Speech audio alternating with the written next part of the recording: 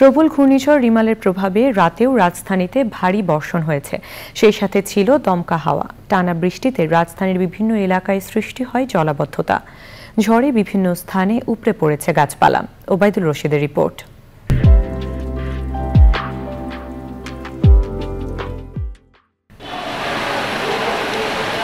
সোমবার সারাদিনই রাজধানীতে ছিল দমকা হাওয়া আর বৃষ্টি। ভারী বর্ষণে বিভিন্ন সড়কে সৃষ্টি হয় জলাবদ্ধতা।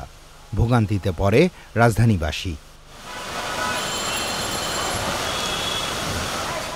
দিনের মতোই রাতভর ছিল বৃষ্টি, সেই সাথে দমকা হাওয়া।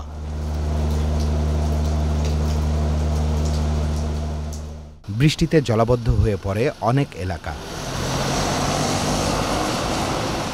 বিভিন্ন স্থানে উপড়ে পড়ে গাছপালা। দুর্যোগপূর্ণ আবহাওয়ার কারণে রাতে রাজধানীর সড়কগুলোতে যানবাহন চলাচল ছিল তুলনামূলক কম। Obaidul Rashid, channel I, Dhaka.